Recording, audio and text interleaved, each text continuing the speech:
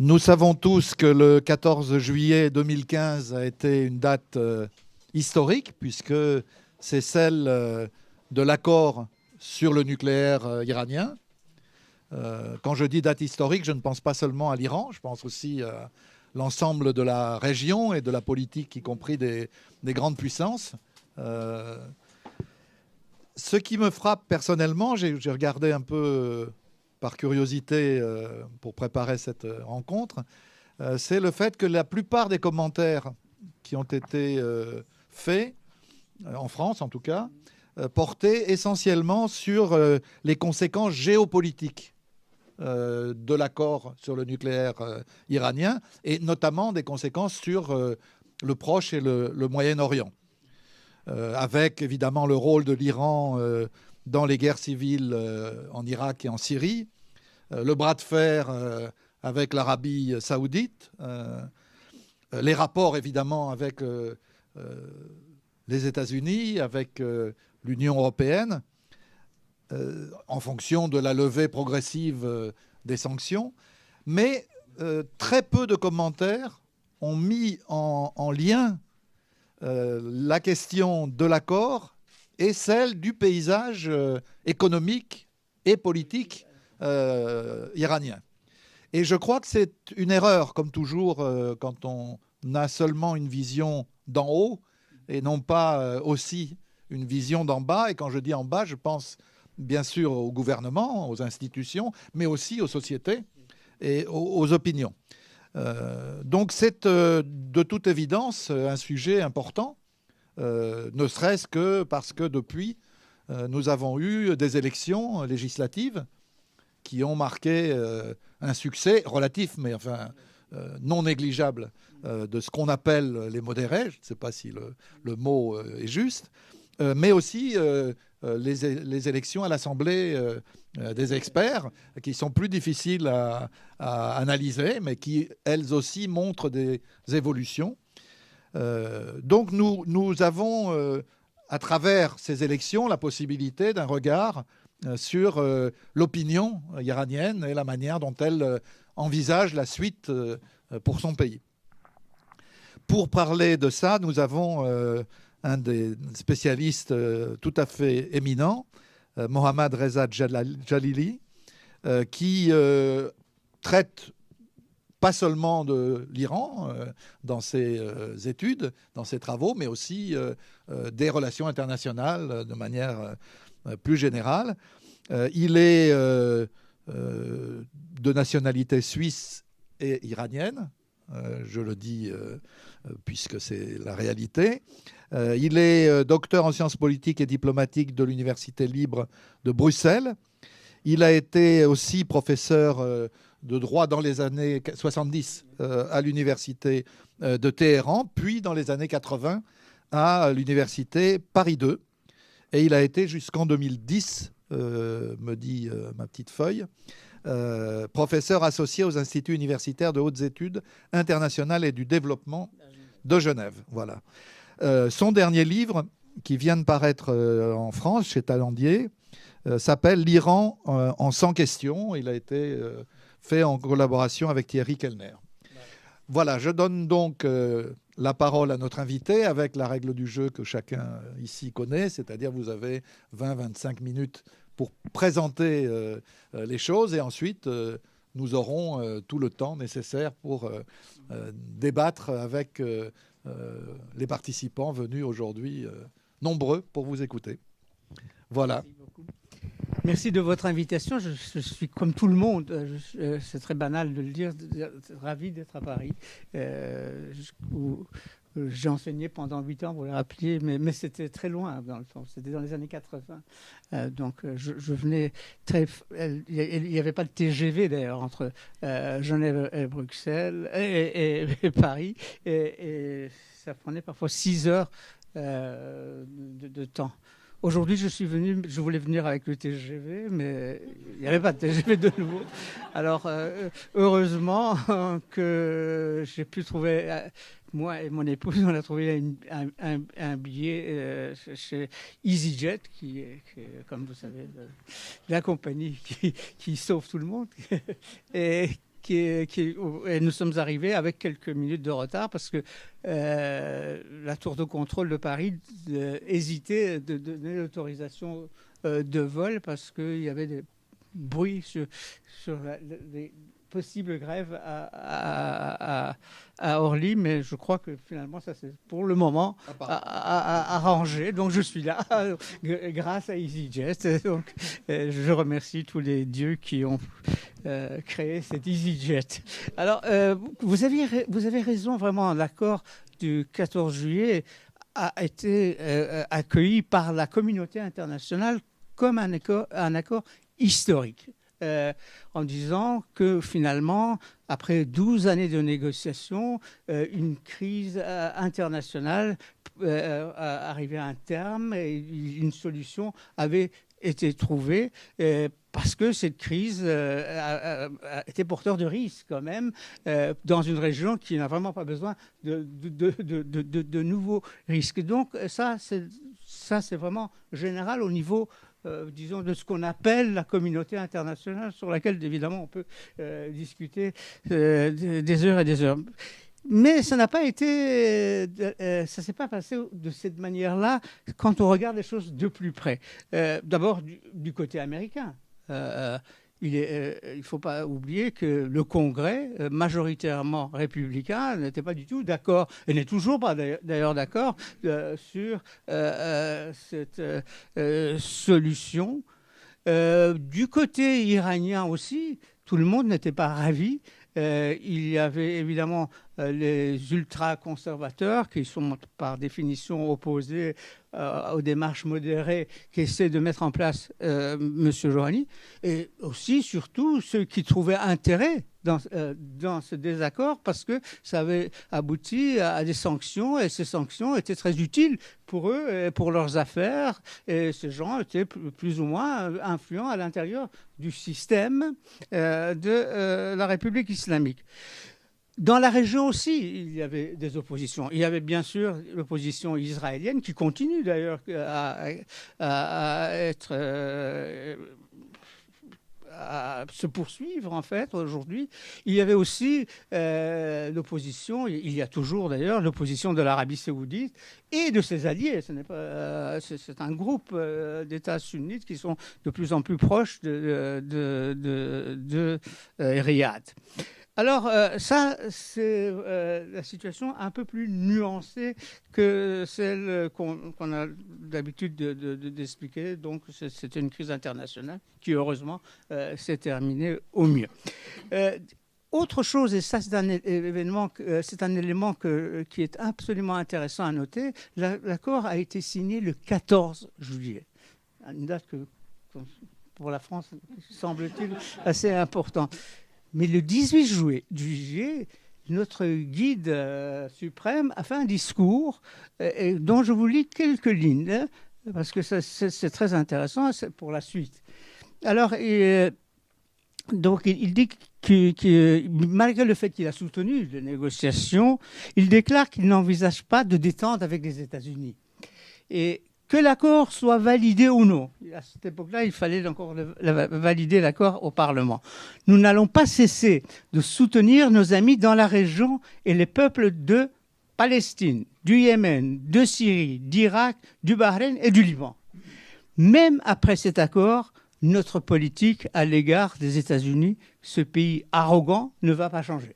Donc, les choses sont claires, et on sait très bien que dans le système de la République islamique, le guide, c'est le chef d'État véritable. Donc, ça, c'est pour la première partie. Retenez bien cette idée. Il y a une autre dimension de l'accord. Un accord signé, il faut qu'il soit appliqué. La mise en application a pris 6 mois dans la mesure que c'était prévu d'ailleurs par l'accord. Ce n'est pas du tout accidentel. Il fallait que l'Iran fasse quelques transformations de ses structures nucléaires selon l'accord, et puis il fallait surtout l'aval de l'AIEA, l'agence de Vienne, qui est chargée de contrôler la dimension nucléaire. Et ça c'était prévu. Et ça a été réalisé en janvier 2016. 2016, donc 6 mois après la signature de l'accord. D'ailleurs, c'est intéressant, c'est le 16 janvier. Et le 16 janvier, ça c'est vraiment c'est un élément que peu de gens ont noté. C'est vraiment une ironie des dates. Je parlais tout à l'heure du 14 juillet. Le 16 janvier, c'est la date exacte où, 37 ans auparavant, le Shah a quitté l'Iran. Et cet accord est entré en vigueur le jour même du départ du Shah, mais 37 ans après. Alors, dès que l'accord entre en vigueur, donc l'application devient possible dans les faits, le président Rouhani prend son bâton de pèlerin et vient à l'étranger. Il va d'abord en Italie, où il voit les responsables italiens, et il rencontre aussi le pape, ce qui est aussi pas un facteur négligeable pour une théocratie comme celle de l'Iran, de la rencontre avec le pape. Et de là, Rouhani vient à Paris, où il restera 2 jours, et il y a donc cet retour de l'Iran sur la scène internationale. Imaginez-vous que quand il vient à Paris, depuis 17 ans, il n'y a jamais eu un haut responsable iranien qui a visité la capitale française. Donc c'est vraiment un événement, beaucoup de lettres d'intention. On a parlé souvent d'accords, mais ce ne sont pas encore des accords véritables. Des lettres d'intention pour le développement des échanges économiques sont signées à ce moment-là. Peut-être ici une petite parenthèse. Pourquoi M. Rouhani n'est pas allé en Allemagne, partenaire important de l'Iran? L'Iran a insisté que l'Allemagne participe aux négociations parce qu'au fond, c'est 5+1. Les 5 sont les États membres du Conseil de sécurité qui ont le droit de veto, et plus l'Allemagne. Le 6e, c'est l'Allemagne. Et pourquoi M. Rouhani ne va pas en Allemagne, alors que les Iraniens cherchent absolument à développer leurs relations économiques déjà très importantes de par le passé avec l'Allemagne? C'est que les Allemands n'invitent pas M. Rouhani, parce que l'Allemagne ne peut pas se permettre d'inviter un État qui a appelé à la destruction d'Israël. Et à ce niveau-là, il n'y aura pas. Le ministre de l'économie allemand, le vice-chancelier, etc., vont à Téhéran, mais ça reste à ce niveau-là. Donc, et il ne va pas non plus en Angleterre parce que les relations ne sont pas encore au beau fixe entre les 2 pays. Alors, mais malgré tout cela, on a l'impression à Téhéran que les dividendes de l'accord, les gens sont évidemment impatients, ils veulent voir quelque chose, un changement dans leur vie, surtout que le jour, le 14 juillet, dont on parlait tout à l'heure, quand l'accord a été déclaré officiellement, les Iraniens sont descendus dans la rue et ont fêté cet événement de façon massive et avec beaucoup de joie et de satisfaction. Donc, il y avait aussi la société iranienne était très intéressée parce que ils pensent que ça peut agir dans leur vie quotidienne, améliorer un peu leurs difficultés économiques. Alors, mais que les dividendes n'arrivent pas encore. À ce moment-là, on a parlé des élections. Il faut attendre des élections parce qu'il y a des choses qui vont changer. Des élections dont vous parliez, les élections législatives du Parlement iranien, du Parlement islamique, pardon, parce que le mot Parlement a été du Parlement islamique, et aussi de l'Assemblée des experts qui, théoriquement, doit désigner un jour le successeur du guide suprême. Alors, ces élections ont eu lieu maintenant. Ça a duré 2 mois. Ça, c'est déjà aussi un problème. Entre le premier tour et le deuxième tour, et c'était le 29, le 29 février, et le deuxième tour, c'était le 29 avril. Donc, tout de même, il y a 2 mois où on peut vraiment faire beaucoup de choses en 2 mois. Alors, En fait, il y a une expression dans le discours de la République islamique qui est très intéressante, c'est dit Mohandesi Interabati, l'ingénierie électorale. Donc, l'ingénierie électorale, c'est comment organiser, si vous voulez, entre plusieurs guillemets, les élections. Et cette ingénierie électorale dure même après les 2 mois, après le deuxième tour, parce qu'il faut désigner les présidents des assemblées. Et là, l'ingénierie continue, évidemment. Et finalement, il y a les élections des présidents des assemblées. Alors, le premier assemblée qui sera dotée d'un président, c'est l'assemblée des experts, composée de 80 mollahs, évidemment, qui sont tous des religieux, et donc qui ont une fonction dans l'avenir. Là, déjà, une première surprise va apparaître. Le président de l'Assemblée des experts est élu un ultra-conservateur, M. Jannati, qui, en plus d'être un ultra-conservateur, avait 2 qualités. C'était lui qui était chargé, à travers le conseil qui gère les élections, de préparer les élections. C'est lui qui a contribué à l'élimination, en fait, de beaucoup de réformateurs. Il est aussi très âgé, même beaucoup plus âgé que moi. Donc il a 89 ans. Donc il doit penser à l'avenir. Donc, on voit là la dimension gérontocratie de la République. Ça a vieilli, la République islamique. Donc, et lui devient président. Un autre aspect, c'est que c'était dans sa circonscription à Téhéran, il était le dernier des élus. Et il devient le premier de l'Assemblée.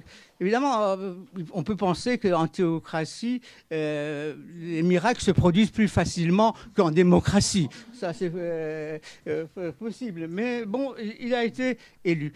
C'est pas tellement grave, parce qu'au fond,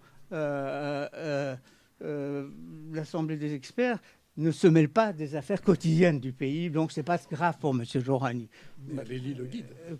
Et l'élite le guide. Et encore, il faut savoir qu'il n'y a eu qu'une seule élection de guide, le guide actuel, et il avait été déjà désigné par le guide précédent. Donc, il faut voir comment les choses sont de nouveau de l'ingénierie. Ce sont tous des ingénieurs.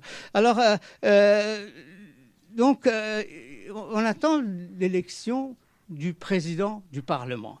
Ça, c'est beaucoup plus important pour les affaires quotidiennes du pays, bien sûr, parce que là, ils sont là tout le temps. Tous les observateurs avaient pensé, à juste titre, que le courant modéré pro-Rouhani, qui était un courant centriste, disons, était renforcé. Sinon, n'avait pas la majorité absolue, mais avait vraiment augmenté le nombre de députés de cette tendance. Et on a avancé des chiffres, et c'est très intéressant que les chiffres sont contradictoires. Une agence donne 124, l'autre donne 136, par exemple. On ne sait pas pourquoi, mais c'est pas la faute des agences, c'est parce que le système est très particulier. Il n'y a pas de parti politique. Ce sont des factions, et ce sont des factions assez mobiles, assez volatiles. Vous savez, vous passez, il en faut 3 factions. Il y a les modérés, les conservateurs et les neutres. En fait, c'est ceux qui n'adhèrent ni à l'un ou l'autre, ou aux deux. Donc, ça fluctue aussi.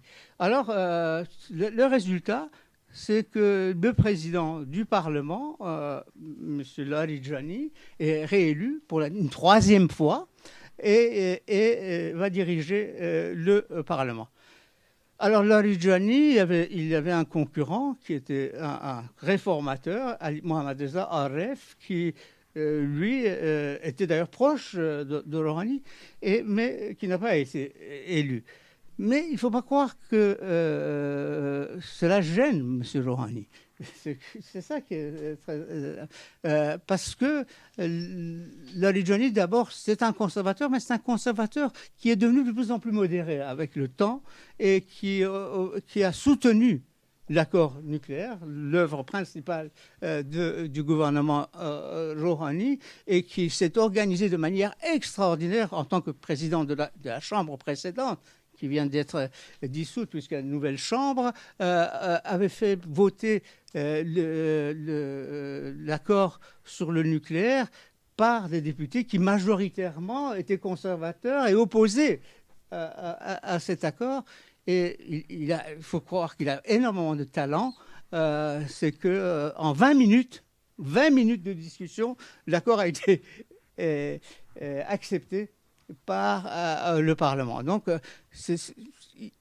Rouhani préfère d'ailleurs avoir comme président de Parlement Larijani qu'un homme de son camp comme Aref qui est peut-être plus faible dans sa gestion du Parlement. Mais M. Larijani est extrêmement intéressant parce que c'est un personnage qui a un rôle important et qui va aider Rouhani dans la mesure du possible. D'abord parce qu'il fait partie d'une fratrie de trois frères qui ont une bonne partie du pouvoir en République islamique. Lui, en tant que président du Parlement, pour la 3e fois, il a son frère qui est le responsable du pouvoir judiciaire, pas ministre de la Justice, le pouvoir judiciaire et qui est nommé directement par le guide. Il y a un 3e frère qui est responsable de la diplomatie des droits de l'homme de la République islamique, c'est-à-dire d'aller répondre à la communauté internationale quand il y a des critiques contre la situation des droits de l'homme en Iran. C'est le 3e frère. Il y a du boulot, mais bon, c'est une équipe qui c'est les frères Dalton du système. Enfin, donc, ils ont énormément de pouvoir, les Larijani. Et M. Rouhani, qui veut mener sa barque, est intéressé d'avoir affaire avec lui parce qu'en plus, M. Larijani est très proche du guide.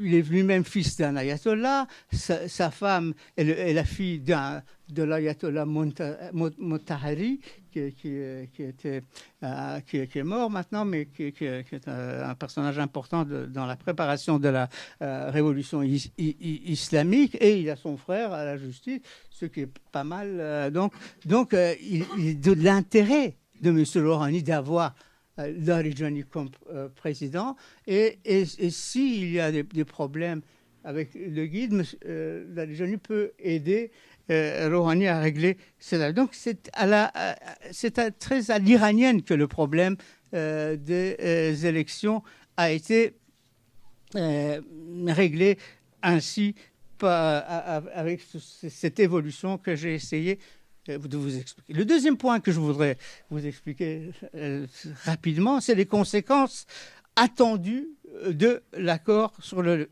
nucléaire.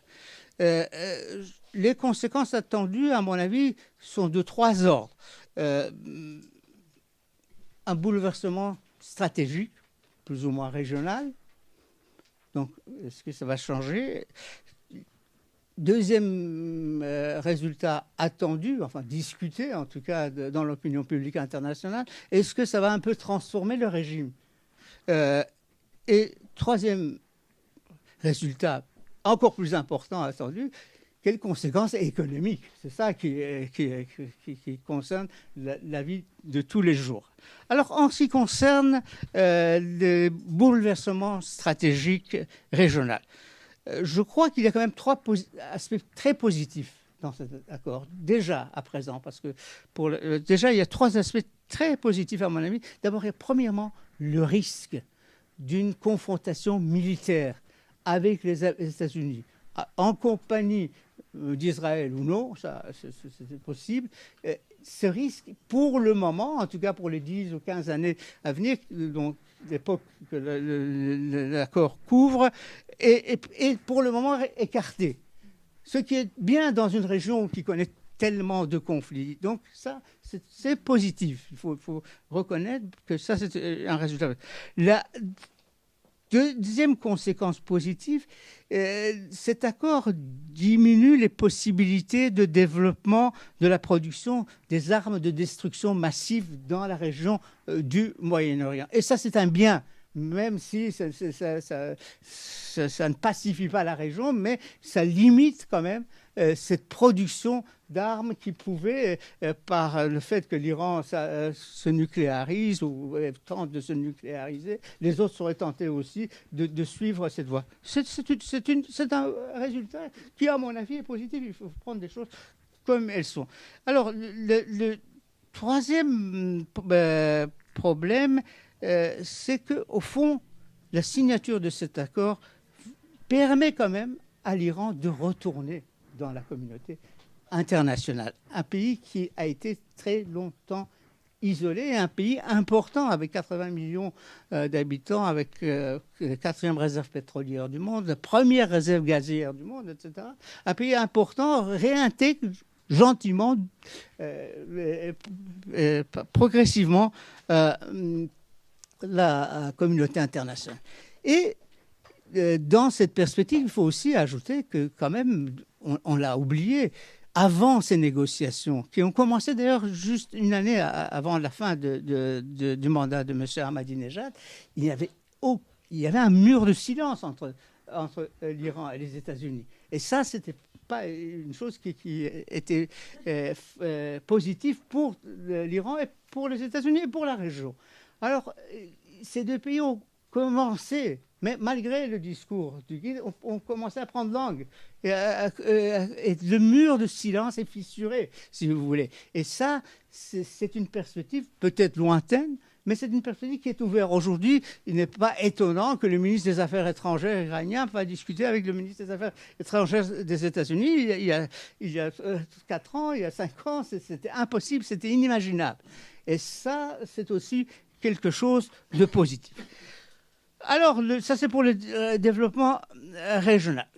Quant à la transformation du régime, là c'est beaucoup plus difficile à déceler des éléments concrets aujourd'hui. Peut-être qu'il faut attendre un tout petit peu, je n'en sais rien, mais je pense que ce n'est pas tout à fait à l'ordre du jour en Iran.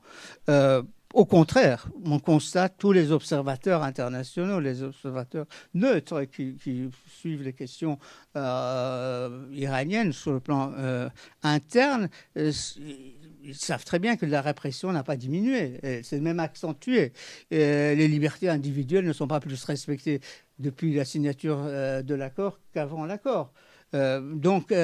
Et plus généralement, les droits de l'homme, l'évolution des droits de l'homme est de plus en plus inquiétante. Alors, il suffit de regarder le rapport de l'expert des Nations Unies qui constate une évolution très, très négative. Alors, cette retombée-là, pour le moment, est imperceptible, à mon avis. Mais bon, il faut avoir de l'espoir. L'avenir peut nous réserver quelques surprises. Mais pour le moment, je ne vois pas beaucoup d'évolution dans ce sens-là. S'agissant du troisième point, l'économie. Alors, qui sera le dernier. Ce qui sera le dernier, je ne parlerai pas de mes conclusions, on reviendra. Pourtant, mon texte est très court. Je ne sais pas pourquoi je parle tellement. Donc, parce que c'est l'ingénierie, ça. Oui, ça aussi, voilà. Vous avez tout compris. Tout va bien. Et donc, oui, l'économie. Alors, c'est extrêmement important, évidemment, pour la société iranienne. C'est aussi très important pour M. Rouhani, parce qu'il a été élu sur cette question-là. Et il a proposé de négocier le nucléaire pour se débarrasser des sanctions et pour, à partir de là, relancer l'économie iranienne qui est dans un état pitoyable, à cause de M. Ahmadinejad, bien sûr, mais à cause du système depuis 35 ans, parce que l'économie a été extrêmement négligée et très mal géré, c'est très erratique. Les économistes iraniens eux-mêmes ont écrit de très bons articles. Certains ont fait quelques mois de prison, mais tout ça est très connu, même dans les journaux économiques qui sont publiés en Iran. Alors, il y a quelques évolutions qui sont récentes et qui sont intéressantes à noter sur le plan économique, mais sont encore modestes. Une augmentation des exportations du pétrole, oui, c'est vrai.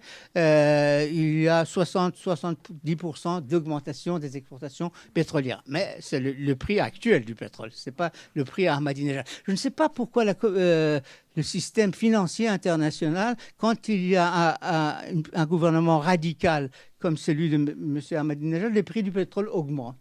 Quand il y a un modéré, les prix du pétrole baissent. Et ça, c'est quand même une théorie sur laquelle on devrait quand même réfléchir pour voir pourquoi, quel rapport y a-t-il entre les prix du pétrole et la nature des gouvernements. Ça, peut-être que c'est une question extrêmement intéressante. Je termine parce que je suis sous contrôle. Alors, donc, il y a une autre évolution qui est intéressante, qui est importante pour l'Iran, c'est l'évolution des transports internationaux, navires, avions. Vous avez vu, Air France retourne en Iran, d'autres compagnies. Donc, c'est un pays, vraiment, l'aéroport de Téhéran, c'était devenu l'aéroport de Téhéran qui, il y a 40 ans, était une sorte d'aéroport de Dubaï au Moyen-Orient, était devenu un aéroport provincial, en fait, très peu international. Maintenant, les navires, le transport maritime, etc., ce n'est pas rien. Ça remarche. Il y a aussi un aspect qui est très intéressant pour les Iraniens, sur le plan économique, bien sûr, c'est le développement du tourisme, mais aussi sur le développement humain. Tous mes amis suisses, européens, belges, français qui vont en Iran voient comme ils sont chaleureusement accueillis par la population. Parce que la population a envie de voir d'autres qu'eux-mêmes, de parler avec des gens qui ne sont pas de leur propre... Et là aussi, il y a un développement qui a aussi des retombées économiques, pourvu que ça dure. Ça, je ne sais pas évident. Pour moi, ce n'est pas évident que ça va durer. Alors... dans cette perspective, je voudrais, parce qu'il y a beaucoup de choses à dire, pourquoi ça ne marche pas sur le plan économique. C'est à cause du dollar, c'est à cause des sanctions américaines, à cause du système bancaire international qui est frileux, mais dont on peut comprendre la frilosité. Hein. Quand Paribas a eu une amende de 9 milliards de dollars parce qu'il avait fait des échanges avec les dollars simplement, avec l'Iran. Évidemment, les banques ne sont pas avides de rentrer dans le marché. Ça, c'est des difficultés qui sont grandes et dont M. Rouhani doit trouver des solutions. Le problème de nouveau à partir des élections actuelles de M. Rouhani, c'est la modernisation de l'économie. C'est quelque chose d'extrêmement difficile, dans la mesure où l'économie iranienne est 80% étatisée, et en plus de l'État, il y a les gardiens de la révolution et les fondations qui ont une présence importante dans cette économie, et toutes les sociétés spécialisées. J'ai référence d'une société suisse qui est spécialisée pour décortiquer les compositions humaines, politiques des sociétés dans lesquelles on peut penser investir, découvre de plus en plus des personnes liées au pouvoir militaire, etc. Mais de toute façon, un mot en guise de conclusion, personnellement, je pense que ce qui est intéressant à relever de manière générale pour la région, c'est que la réussite des négociations nucléaires est quand même une victoire du droit, une victoire de la diplomatie. Et à ce niveau-là, c'est quelque chose de positif pour une région qui est embourbée dans des conflits sans fin. Ça prouve qu'avec de la volonté, avec de la patience, etc., on peut essayer de trouver des solutions juridiques, des solutions diplomatiques aux questions épineuses. C'est le seul exemple depuis de nombreuses années dans cette région. Et à ce niveau-là aussi, il faut quand même soutenir cette initiative, comme du côté de la communauté internationale, du côté des 5+1, mais aussi du côté du gouvernement de M. Rouhani, qui a fait quelque chose quand même d'extrêmement positif pour l'Iran, mais aussi, surtout, pour la région qui a besoin de chercher ce type de solution. Excusez-moi, j'ai dépassé un peu le temps.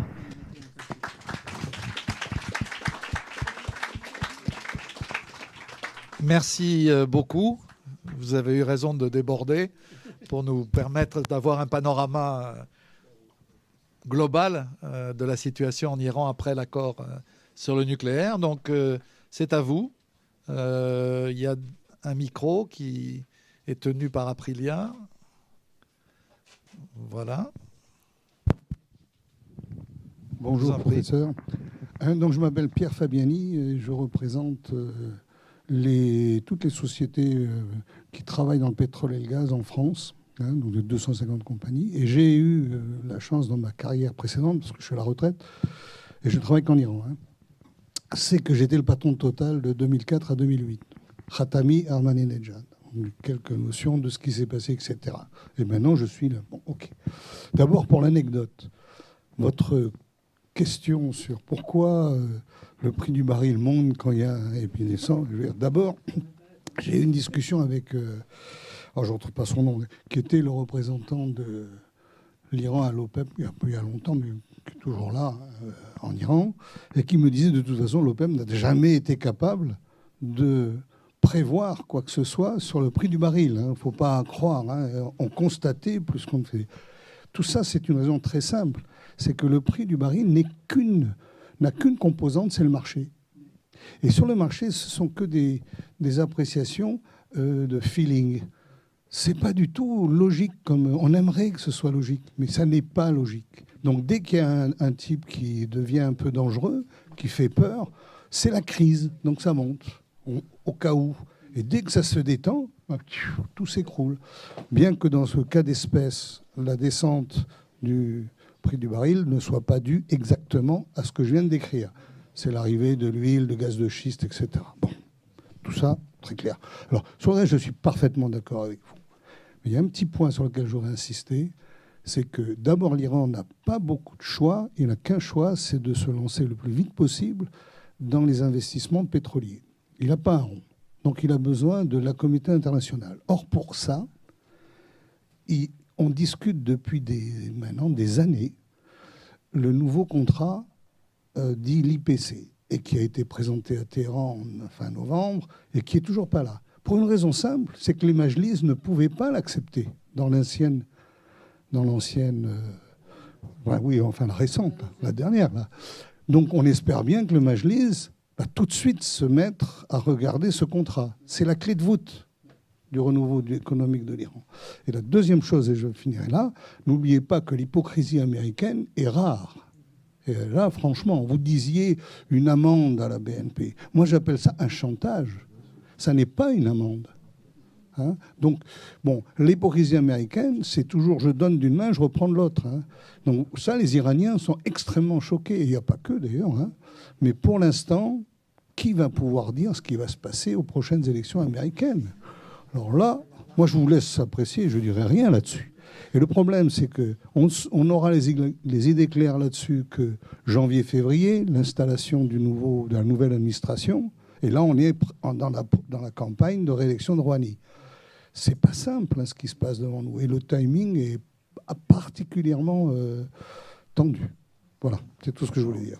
On aura une idée dès novembre quand même. Oui, une idée, mais vous ne savez pas ce qu'il va le faire. Vous savez M. Trump... Non, mais vous savez, moi, dans le business, on doit être pratique. Oui. Tant que ce n'est pas là, c'est pas là. Oui. On peut faire des prévisions, mais tant que ce n'est pas là, c'est pas là. Ce que va dire M. Trump et ce que va faire M. Trump à partir de février, j'en sais rien, si c'est lui qui est élu. Vous l'avez élu déjà, oui. Ah non, moi, absolument pas. Alors là... Vous savez, les Iraniens disent une chose très rigolote, c'est que pour eux, ils préféreraient peut-être, parce que dans l'histoire de la République islamique, les démocrates ont toujours été bien plus négatifs avec l'Iran que les républicains. Alors maintenant, Trump, là, je vous laisse apprécier si c'est... Merci beaucoup. Vous voulez... Je trouve que votre analyse est extrêmement bonne, extrêmement logique. Je suis d'accord sur tous les points que vous développez. Trump a déjà dit, mais je ne sais pas ce qu'il fera, bien sûr, personne ne sait, qu'il mettrait en cause l'accord nucléaire. Ce qui sera difficile d'ailleurs, puisque c'est difficile à faire, parce que cet accord a été enregistré au Conseil de sécurité, etc. Là, c'est difficile à faire. Mais ce n'est pas un accord signé entre l'Iran et les États-Unis. Et donc, il y a il y a une certaine protection. Mais moi, je ne suis pas sûr non plus que Mme Hillary Clinton, ça serait... parce qu'on ne voit pas beaucoup de volontarisme. L'erreur des Iraniens, parce qu'il faut... Tout ce que vous avez dit sur les Américains, je l'accepte sans une virgule. Mais il faut aussi parler des Iraniens. Les Iraniens, 4 jours... Je vous l'ai dit, le 18, 4 jours après la signature, la première chose que le guide déclare, c'est que les choses s'arrêtent là.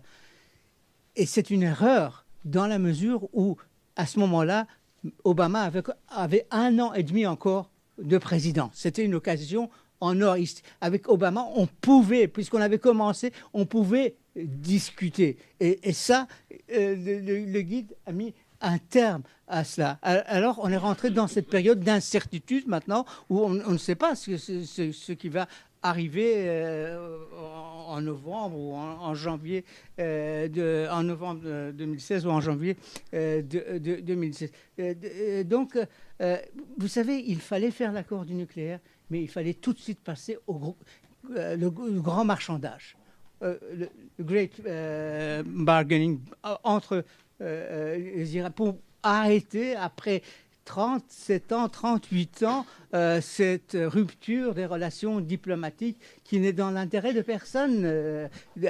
Si on prend ça, les intérêts des populations et des États. Donc, il fallait entrer dans ce domaine et c'était possible à ce moment-là avec Obama. Ce ne sera en tout cas pas possible, ni avec Trump, ni avec Mme Clinton. Donc, c'est une occasion perdue. Mais vous savez, l'Iran est un pays de beaucoup d'occasions perdues. Hein. Ça, je suis tout à fait... Vous avez vu les essais de missiles juste... Oui, c'est de la provoque. C'est de la provoque. Rafsanjani, que j'apprécie moyennement, a dit une très très bonne chose. Il a dit, au lieu de missiles, nous n'avons pas besoin de missiles, nous avons besoin de dialogue. Et dialogue, c'est quoi? C'est dialoguer avec les États-Unis. C'est pas dialoguer avec le Luxembourg, c'est dialoguer avec les États-Unis. Donc, ça a été interdit au gouvernement de Rouhani. D'autres questions? C'était vous, je crois. Non, juste une question. Effectivement, vous avez insisté sur l'importance de l'économique et la nécessité pour les Iraniens d'avoir des dividendes par rapport à cet accord. Vous avez indiqué qu'il y avait donc des réticences des compagnies internationales ou des banques, ou etc., à s'engager aujourd'hui. J'avais 2 questions. Est-ce que ces réticences en fait, sont liées à des blocages au-delà de la crainte que vous avez évoqué, le cas de Paribas, etc. Y a-t-il des éléments objectifs en fait, encore de blocage? Première question. Et deuxième, quelles sont les étapes en fait, prévues pour la levée? Y a-t-il encore en fait, des étapes institutionnelles de levée en fait, des blocages? Oui, les sanctions sur le nucléaire sont levées. Les sanctions sur la situation des droits de l'homme et le terrorisme qui pèsent sur l'Iran et qui datent d'avant les sanctions sur le nucléaire sont toujours maintenues. Donc ça, c'est un élément de blocage qui aurait pu être négocié si on avait pris langue avec les États-Unis pendant 1 an et demi qui restait du mandat. Donc cela reste. Mais la difficulté énorme, c'est aussi à l'intérieur. Il faut réformer l'économie iranienne. Et c'est extrêmement difficile parce que c'est en contradiction avec des intérêts de groupes de pression extrêmement importants, comme par exemple les gardiens de la Révolution, qui sont devenus vraiment un État dans l'État au point de vue économique, qui ne payent pas d'impôts, dont on ne sait même pas quels sont les bénéfices, les pertes, etc. Il n'y a rien. Ça, M. Rouhani doit essayer de s'attaquer. Et ça sera difficile. Ça prendra du temps de changer l'équilibre à l'intérieur du système économique iranien. Moi, je pense que tous les 4 prochaines années, au point de vue interne, c'est ça le problème que M. Rouhani devrait tenter, si on le laisse faire. Parce qu'il faut beaucoup d'accords, et ça dépasse le Parlement aussi. Oui. Pardon. Je voudrais mettre mon grain de sel. Il y a le mouvement que décrit Didier, c'est-à-dire ces compagnies qui ne veulent pas investir en Iran. Mais j'ai l'impression qu'il y a aussi un formidable pèlerinage de ministres occidentaux qui viennent à Téhéran pour prendre place sur le grand marché iranien. Donc, je ne sais pas s'il ne faut pas dire les deux. Ce n'est pas un double mouvement. Oui, il y a ça. Vous avez raison. On a chiffré le nombre de gouvernements, de chefs de gouvernement qui ont fait des visites en Iran depuis 15 mois. Il y a 15 chefs de gouvernement de l'Italie à Les premiers étaient les Suisses. Les Suisses, bien sûr, bien sûr. Le président de la Confédération est allé. Il a été très, très impressionné par l'accueil militaire. Vous savez, en Suisse, les dirigeants sont très modestes. Ils n'ont pas tout l'apparat que vos dirigeants en France ont, heureusement pour eux. Ils sont très modestes. Il était absolument impressionné. Les journalistes suisses qui l'accompagnaient m'ont raconté tout ça. Vous avez tout à fait raison. Mais il y a une volonté, ça c'est évident. Mais vous savez, les investissements se font sur des choses concrètes, etc. Et c'est ça qui pour le moment, rend difficile. Attendez. Juste dans la ligne de la question. Bon, si vous voulez. Vraiment. Attendez, il faut un micro, parce que sinon, la caméra ne comprend plus. Mais après, j'arrête. Je jure, on verra bien. Non, je voulais simplement dire, les accords politiques, il n'y a pas à dire, c'est vraiment un succès, etc. Mais dès que vous rentrez dans la technicité économique, ça ne marche plus. Le problème, il est là. Alors, on dit, les compagnies ne veulent pas y aller, mais on ne peut pas y aller. Ce que vous disiez des passes d'Aran, si on se fait prendre à s'associer à des passes d'Aran, on tombe sous les sanctions. Donc les Américains ont tout dans la main. Oui. Il y a le problème du financement. L'Iran a besoin de 500 milliards à peu près. L'ordre de grandeur, on ne paye pas. Hein. Pour les 5 années à finir. Voilà, il faut trouver 500 milliards d'investissement. Et ils n'ont pas un rond. Ouais. Donc, j'aime bien leur dire, mais c'est qui le client alors? Il dit, c'est nous. Ah bon? Chez moi, c'est celui qui amène l'argent. Donc, là, il faut aussi qu'ils soient attractifs. Et ils ne le sont pas. Non. Tout le système est fermé. Et enfin, il y a un truc, les banques américaines, et l'OFAC, surtout, l'OPAC-OFAC, comme on l'appelle, qui gèrent tout ça, toutes ces... Le Trésor américain. C'est le Trésor qui tient tout. C'est l'OFIS, je ne sais plus quoi. Bon. Et il y a enfin le snapback. Ah oui. Ça, c'est très technique. C'est très technique. C'est une invention au moment de la négociation pour finaliser la négociation. Française, non ? Exactement. C'est ce que j'y venais. C'est une invention de Fabius. Alors, le snapback, je vais vous montrer, vous allez comprendre tout de suite.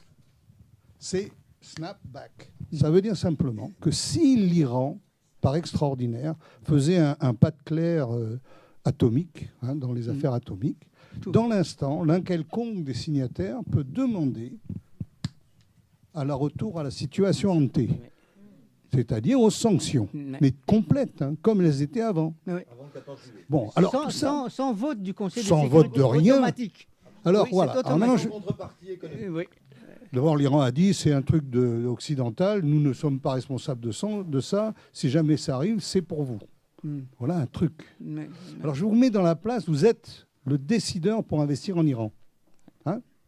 On vient vous voir. Alors, vous voulez investir 100 millions, 1 milliard, ça n'a pas d'importance, c'est à la hauteur de votre société. Non, c'est à la hauteur de votre société. Non. Comprenez bien ce que je veux dire. Le problème se pose partout, quel que soit l'investissement que vous voulez faire. Dans les temps anciens, cette décision d'investir ou pas était prise par le PDG et qui disait « moi j'y vais ». Aujourd'hui, c'est fini. Vous avez tous les actionnaires, vous avez toute la communauté financière qui vous regarde, qui vous regarde de tout. Oui. Et il y a donc, par nature, a été créé le risk management. Et quand vous allez expliquer l'épée de Damoclès qu'est ce snapback sur un investissement qu'on lui demande d'approuver, ben, il ne l'approuve pas. Voilà des choses qui sont extrêmement techniques, pas extrêmement, il faut être dedans, et qui font que ça, c'est des choses qui rendent impossible, pas impossible, mais extrêmement difficile. Merci voilà. Beaucoup. Et j'arrête. Il y avait monsieur là-bas. En un mot, pour le boom économique dont certains parlaient, à la suite le boom économique n'aura pas lieu. Ça, c'est sûr. Ça sera peut-être progressif. Oui. Bonjour, merci beaucoup pour votre intervention. Moi, j'ai deux petites questions. La première, c'est par rapport à l'accord.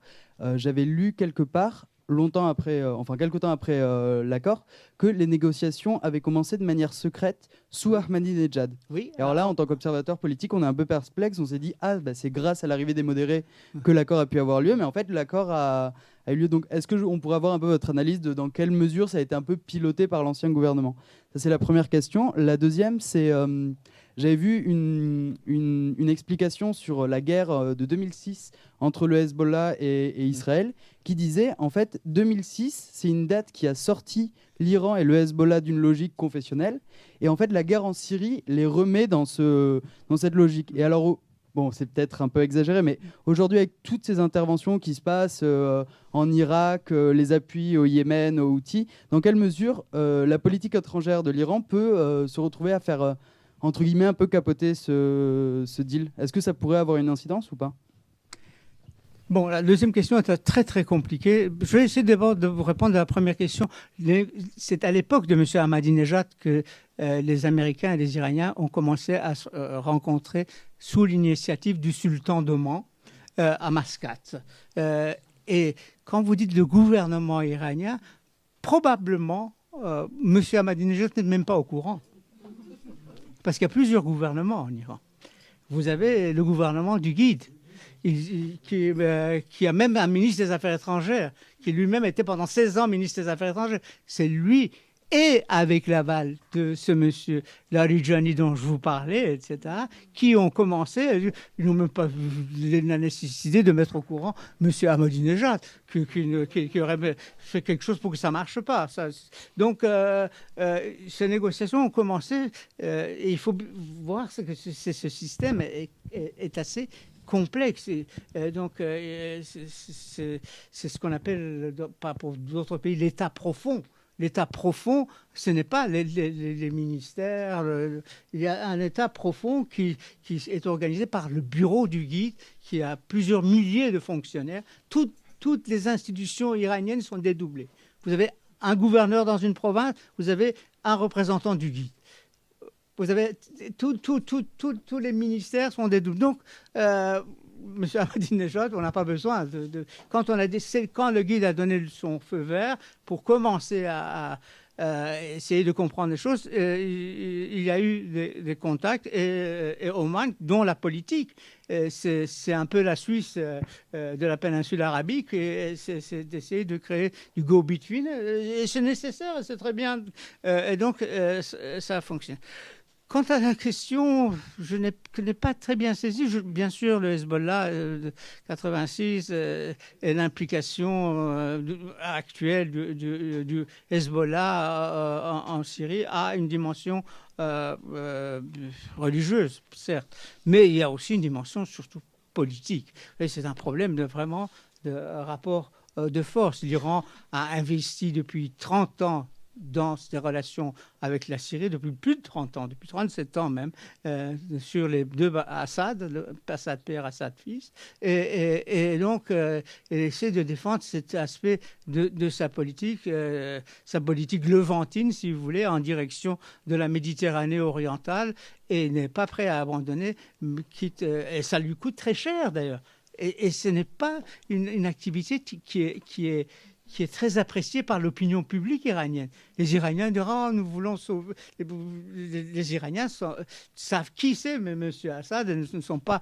Mais c'est une des réussites d'exportation de la révolution islamique, et donc le régime insiste sur ça. Mais s'il y avait eu ce marchandage, il y avait peut-être moyen aussi de commencer, en tout cas, des discussions sur les problèmes régionaux. Mais il n'y a pas eu. Il n'y a pas eu dès le début. Donc, voilà, ça reste très difficile. Ça peut leur retomber sur l'Iran une fois que Bachar al-Assad sera parti. Oui, ce sera une défaite absolue. Ce sera une défaite pour l'Iran. Parce que c'est l'élément sur lequel tout est basé. Toute cette politique Bagdad, Damas, Beyrouth, Hamas, vous savez, c'est cet axe-là, chiite, mais pas seulement chiite, puisque le Hamas n'est pas chiite. Les chiismes syriens, j'ai beaucoup de doutes, etc. Donc, c'est un axe iranien en direction de la Méditerranée. Et d'ailleurs, les militaires de la République, les gardiens de la Révolution, ont dit que par exemple, c'est la deuxième fois dans l'histoire de l'Empire perse qu'enfin nous retournons au bord de la Méditerranée.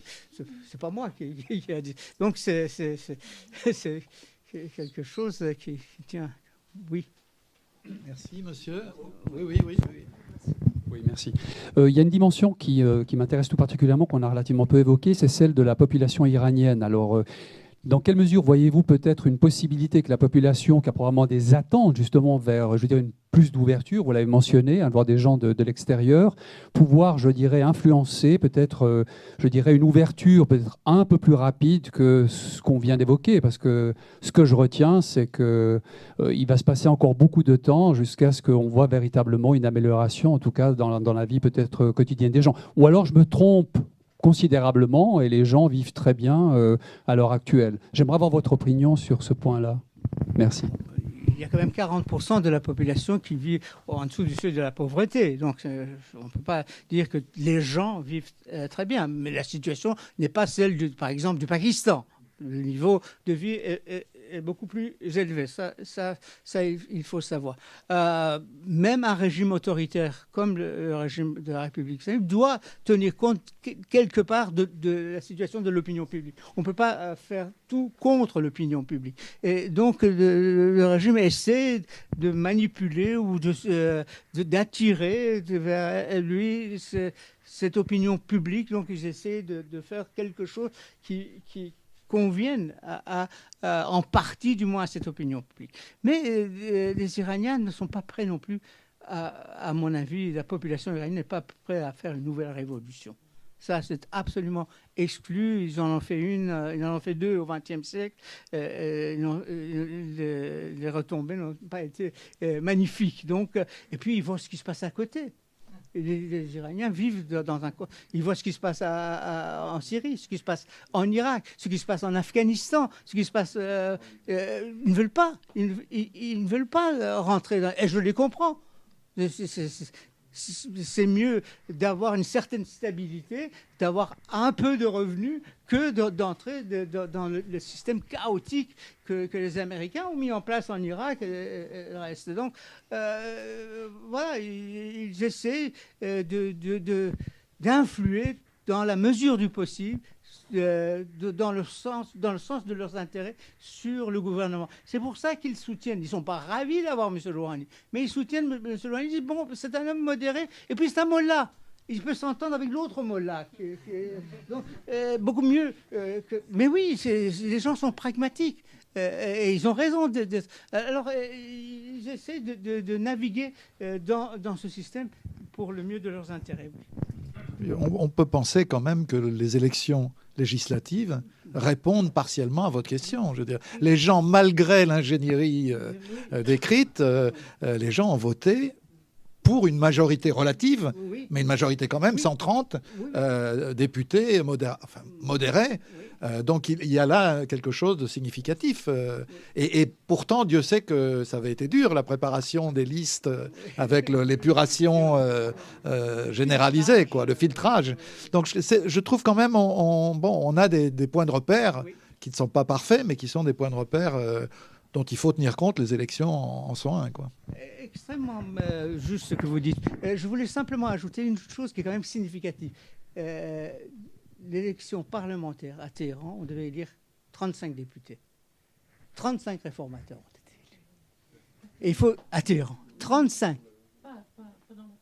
Non, justement, c'est ça. Donc, dans les villes les plus ouvertes, les plus organisées, où l'esprit citoyen est le plus développé, les gens votent pour les réformateurs.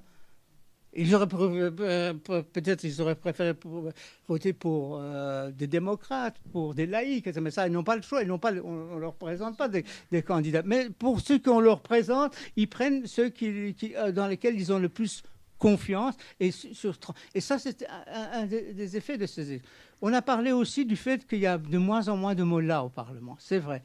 En 1980, à peu près 60% des députés étaient des enturbanés. Et aujourd'hui, c'est 6%.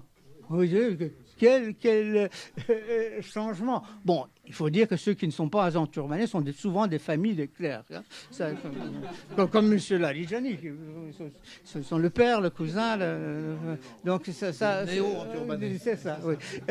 Et donc, il y a ça. Mais quand même, il y a ça. Le nombre de femmes élues, cette fois, est le double bon, c'est pas énorme, c'est 17 sur 290, 290, j'allais dire.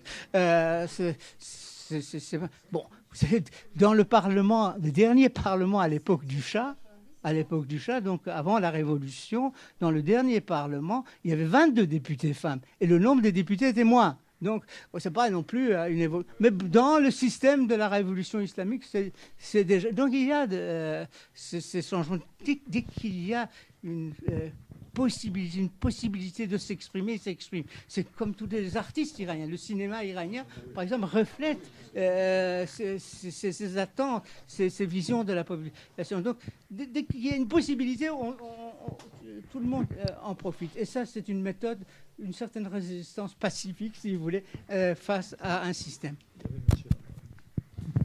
Bonjour. Il y a une forme de guerre froide entre l'Arabie saoudite et l'Iran. Comment cette confrontation froide peut-elle évoluer vers des discussions pour apaiser les choses ou vers une exacerbation des rivalités, des conflits ? Moi, je suis favorable à ce qu'il y ait une négociation entre Iraniens et Saoudiens. Ce serait bien, mais une bonne chose pour toute la région. Et c'est une bonne chose pour les deux pays. Mais malheureusement, pour le moment, je ne vois pas les possibilités. Peut-être que M. Rouhani a fait quelques signes, mais pas assez pour plaire aux Saoudiens. Et les Saoudiens sont devenus terriblement arrogants et terriblement militarisés aujourd'hui, alors qu'ils étaient plus ouverts à une certaine solution à l'amiable. Mais finalement, il faut ouvrir un dialogue. Il n'y a pas d'autre solution. Ça ne peut pas continuer comme ça au Yémen, en Irak, en Syrie, etc. C'est devenu ingérable. Et cette guerre froide est très, très coûteuse pour les deux pays. Et je crois que l'intelligence serait de dialoguer. Précisez-nous quand même, parce qu'on parle là comme si l'Iran était engagé au Yémen. Moi, je n'ai pas trouvé un seul signe probant d'une présence iranienne aux côtés des houthistes. Alors on peut dire que les houthistes sont chiites. Déjà, ça se discute, à voir, hein, parce que le chiite zaïdisme est quand même zaïdite est quand même voilà. Sont les chiites les plus sunnites. Voilà, hein, on est loin. Mais surtout, dans leur paranoïa, si je peux me permettre ce terme, les Saoudiens n'ont jamais été à même de fournir la moindre preuve d'une présence, d'une intervention, ce qui est le cas en Syrie ou en Irak, hein, mais pas au Yémen. Oui, vous avez tout à fait raison. Au Yémen, tout au plus, il y a eu du Hezbollah libanais pour entraîner un peu les Houthis. Mais d'ailleurs, voilà, ça c'est une bonne porte d'entrée d'ailleurs.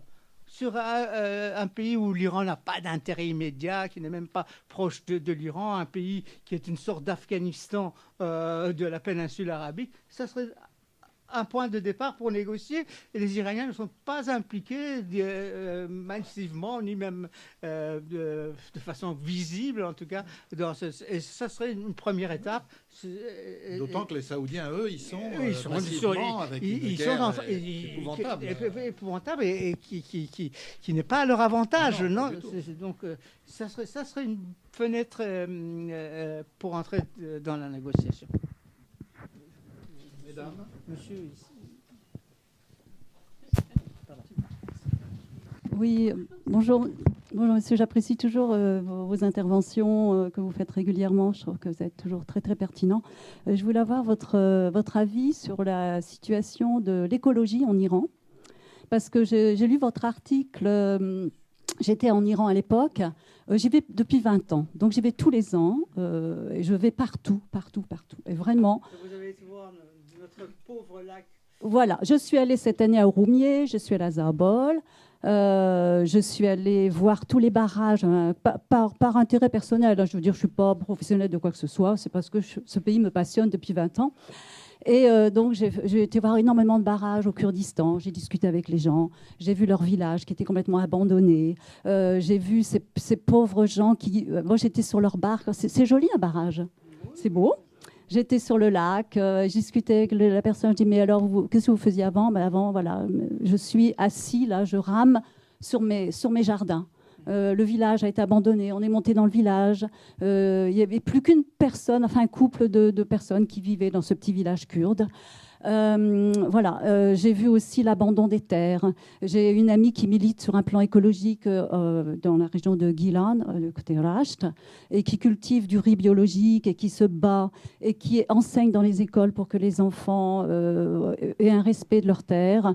Et là, vraiment, là, dans cette région, les gens préfèrent vendre leurs terres parce qu'ils gagnent plus à vendre leurs terres. Et maintenant, il y a les car wash. Enfin, ils préfèrent vendre pour que les gens viennent laver leur voiture dans leur terrain, dans ces terrains qu'ils vendent. Et avec cet argent-là, ils vendent. Voilà. Donc, moi, je suis affolée. Et cette année, ça a été le summum. Je suis allée à Takab, c'est à la frontière, enfin, juste à la limite Azerbaïdjan et Kurdistan. À Takab, j'ai vu les rivières, mais c'est plus possible.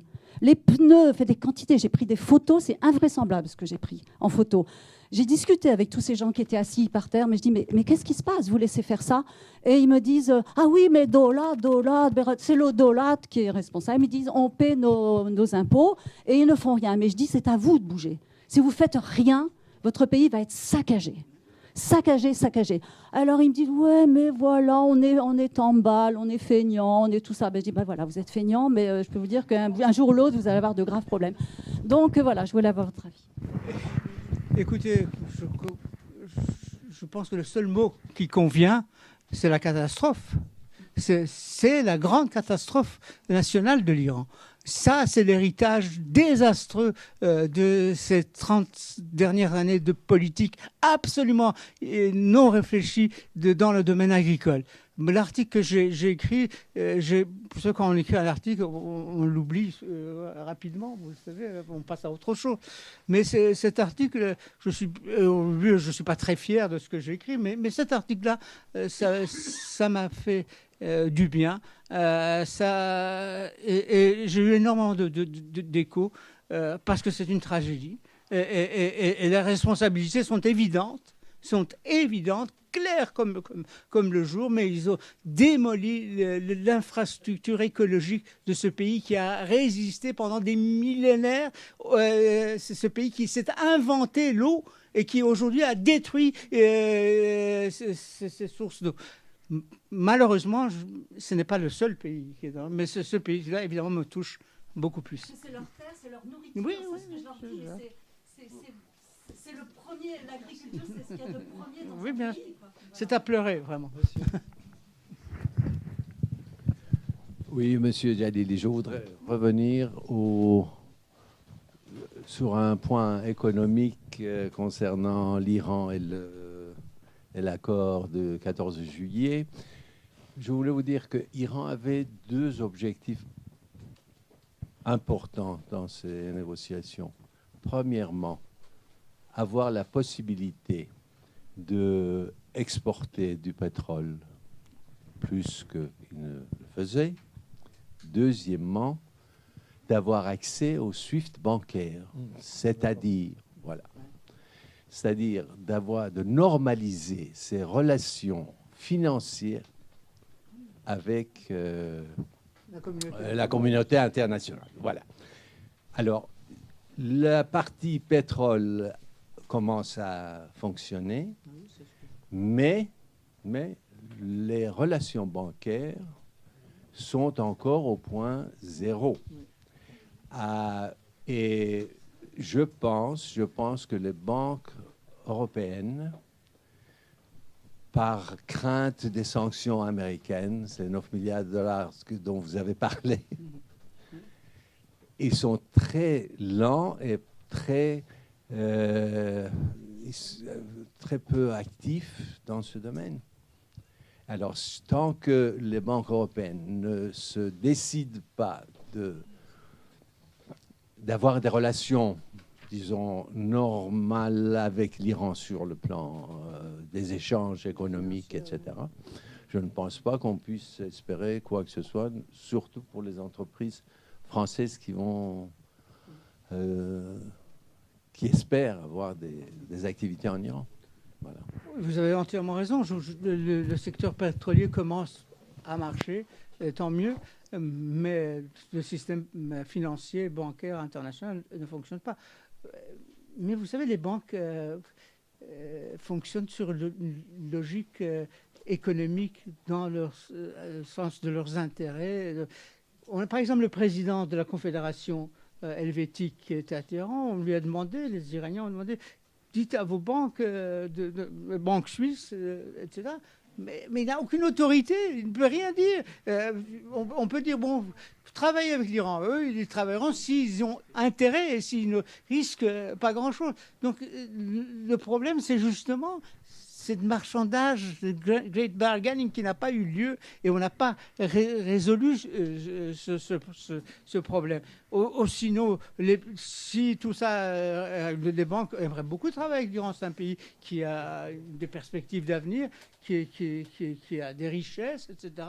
Et qui a aussi, il faut le reconnaître, un soubassement industriel qu'aucun pays de la région, surtout pas l'Arabie saoudite, n'a. Donc l'Iran est intéressant pour la communauté financière internationale. Mais il faut que cette communauté y trouve ses intérêts et pas simplement des risques. Et aucun gouvernement en Occident, comme à l'Est même, vraiment, on peut pas. Mais même aux banques chinoises. Le gouvernement chinois ne peut pas imposer à travailler, à prendre des risques pour qu'ils perdent le marché américain. Une banque chinoise qui est très proche de l'Iran, les Chinois sont des grands amis de la République islamique, je ne sais pas pourquoi, mais je sais pourquoi. mais ça, c'est une autre conférence. Mais c'est... Oui.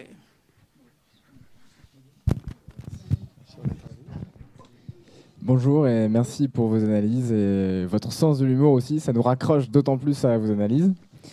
Pour comprendre ma question, je suis porteur d'un projet sur l'attractivité du Moyen-Orient et la transformation de son économie via l'économie sociale et solidaire au Moyen-Orient. Et en fait, je vais poursuivre votre début de réflexion sur repartir du peuple, moderniser l'économie et votre question également.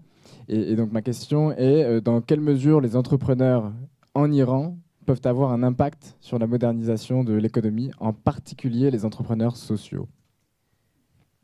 Déjà, les entrepreneurs privés iraniens qui s'occupent de petits secteurs marginaux sont des bons entrepreneurs. Et les petites sociétés qui les gèrent marchent bien, pour eux en tout cas, et pour leurs employés, ils créent du travail, etc. Ce que les entrepreneurs iraniens craignent aussi, c'est la politique. C'est-à-dire qu'ils veulent investir besoin, mais ils ne veulent pas augmenter leur investissement parce qu'ils ne savent pas si cette entreprise sera nationalisée demain ou sera prise par les gardiens de la Révolution, etc., se passera dans un autre secteur. Donc, ils n'ont même pas confiance dans leur propre pays et dans l'évolution. Il n'y a pas cette situation de confiance mutuelle qui doit exister entre l'entreprise et l'État. Alors les entrepreneurs sociaux, oui, il y a surtout les femmes iraniennes sont très impliquées. De toute façon, l'avenir de l'Iran, comme l'avenir du monde entier, c'est les femmes. Donc, oui. Et donc là, il y a des efforts qui sont faits pour développer de l'artisanat, des industries. Mais eux aussi, on rencontre souvent des difficultés qui ne sont pas simplement liées à leur entreprise, qui sont liées à des considérations politiques, sociales, etc., qui les empêchent de se développer. Donc il y a des carcans qui pèsent sur ces entreprises qui ne sont pas prêts à être levés. Donc un impact limité. Limité, je dirais, oui. Madame ? Dans la même veine, j'aurais voulu poser la question déjà à un moment. Est-ce qu'il y a une classe bourgeoise montante en Iran? Et est-ce que vous avez dit, je ne sais plus quel pourcentage de l'économie qui appartient à l'État? L'État, c'est quoi là-bas? Je veux dire, est-ce que les gens qui ont à la tête d'une entreprise ou d'une banque, quel est leur pouvoir? Parce que c'est à eux, finalement, que devraient s'adresser les banquiers, qu'ils soient suisses ou chinois ou autre chose. Je veux dire, la crainte, est-ce qu'il y a vraiment est-ce qu'elle a un pouvoir, cette classe bourgeoise, et est-ce qu'elle se développe? Il y a une classe moyenne, il y a une classe bourgeoise, il y a des nouveaux riches et des très riches, qui est extrêmement riche, que à l'époque, avant la Révolution, je n'avais jamais vu des riches pareils. Vous le voyez par leur logement, leur attitude, leur mode de vie, etc. C'est évident, mais bon, ces riches sont liés au pouvoir déjà. Souvent, ils ne sont pas à l'extérieur du pouvoir. Donc l'État, même dans cette classe supérieure, riche, de niveau haut ou moyen, est très impliqué. L'État, c'est beaucoup de choses. C'est l'État, comme on l'a dans d'autres pays, mais on a aussi, en plus, deux éléments qui sont essentiels. J'en ai déjà parlé, mais c'est les gardiens de la Révolution qui sont devenus des entrepreneurs. La plus grande entreprise de travaux publics en Iran appartient aux gardiens de la Révolution. Tout ce qui est construction passe par eux. Donc, ce n'est pas peu. Et en plus, il y a ce qu'on appelle les fondations. Ces fondations sont des biens confisqués par le régime au moment de la Révolution et qui sont gérés de façon tout à fait non transparente par des gens nommés pas par le régime. Par exemple, vous avez à l'est de l'Iran la plus grande fondation du monde musulman. Non simplement du monde chiite, du monde musulman, et que la fondation liée à le 8e imam chiite, Astan et Rosser Razavi, etc. Mais personne ne sait qu'ils ont des dizaines d'usines, ils ont même des buildings à New York, à ce point. Donc ils ont tous ces biens à travers le monde, et c'est eux qui manipulent tout le système. Et alors ils laissent des petits. Mais ils ont intérêt tant que ça ne leur échappe pas. Ils ont intérêt, oui, mais il faut que ça reste dans leur... Il y a une dernière question, c'est monsieur. Merci pour votre présentation très très intéressante. Je vais juste faire, si vous permettez, quelques petits apports sur l'aspect financier en donnant quelques exemples pour tout le monde. Donc le SWIFT, qui est globalement l'Internet interbancaire des banquiers, est un système qui fonctionne pour tous les pays du monde, sauf quelques exceptions. L'Iran est dans ces exceptions. Quand vous partez en Iran, il n'est pas nécessaire d'emporter avec vous votre carte bancaire française, car elle ne fonctionnera pas là-bas. Ceci est l'illustration. Il y a eu un seul entrefilet début 2016 en disant que le système SWIFT s'intéressait à l'Iran, mais s'intéressait, c'est-à-dire il n'y a rien. Numéro 1. Numéro 2, les banques. Les banques, en fait, représentent, comme nous venons de l'entendre, il y a l'État en Iran et puis il y a l'État dans l'État. Eh bien, les banques sont, je dirais, le monde dans le monde. Le monde banquier est solidaire et consanguin. Autrement dit, jamais ni l'Association française des banques, et je veux bien leur répondre s'ils étaient là, ni un grand banquier français n'oserait se mettre en porte-à-faux avec un Américain ou un Anglais ou un autre. En plus, il y a quelque chose, même Suisse, absolument, absolument, absolument. De toute façon, l'épée de Damoclès des 9 milliards qui a été citée est une réalité. Et les Américains, nous les avons rencontrés ici au MEDEF International quand ils sont venus, le citent volontiers. C'est-à-dire, ils disent, messieurs, mesdames, si vous bougez, on va remettre une amende sur votre tête. Parce que les transactions sont faites en dollars ou peuvent être faites en dollars. S'il y a une exception de transactions en euros, les banques que nous avons identifiées, Pierre Fabiani, mon collègue, et moi, et puis mes collègues qui sont au fond, les banques allemandes des Länder, qui sont donc des banques régionales qui n'ont pas d'intérêt outre-Atlantique, ainsi que 3 banques françaises qu'on peut vous citer, qui sont des petites banques qui ont des établissements à Paris.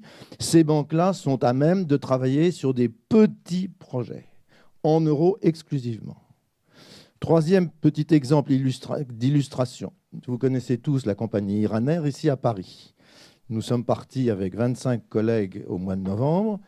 Iranair avait l'obligation, donc l'avion quitte Téhéran, il vient à Paris, il ne peut pas faire le plein à Paris et il fait une escale dans l'un des pays sur le chemin du retour. Ceci, encore une fois, pour des raisons purement financières. Bon. Eh bien, pour qu'il puisse y avoir une sorte d'échange, merci pour le mot, aujourd'hui, Iranair a le droit d'acheter à Paris. Voilà. Enfin, tout ceci dit qu'un certain nombre d'éléments financiers me semblent petits, des petites fenêtres, sont soit des points de blocage, soit des points d'ouverture. Et comme disait Pierre Fabiani tout à l'heure, nous sommes, nous, en attente, à l'expectative de pouvoir construire et faire aboutir certains dossiers. Voilà. Merci. Et merci de vos propos. Merci à vous. Oui, vous avez... On termine pour vous dire aussi que c'est absolument le cas d'Iranair, du vol historique qui existe entre Téhéran et Genève depuis, et qui est arrêté justement. Une délégation économique dirigée par les politiciens du canton de Genève sont allés en Iran.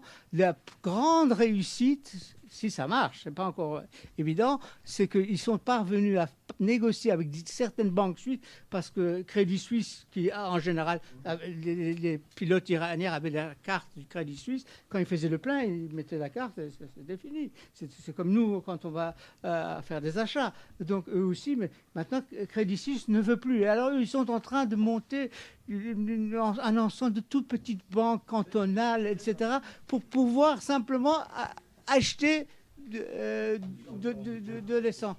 Oui. Ici, c'est déjà un progrès. La Suisse est sur cette voie aussi. Mais bon, tout ça, ça va. Mais en Suisse, tout est lent, évidemment. Ça. Bien. Merci pour cet hommage à Franz Kafka. Merci beaucoup à notre ami. C'était tout à fait passionnant, je trouve. Et donc, on se retrouve pour un autre midi, le 14, avec Jean Radvani, qui nous parlera de la politique russe au Proche et Moyen-Orient. Ce ne sera pas tout à fait le même point de vue que l'ambassadeur de Russie, évidemment.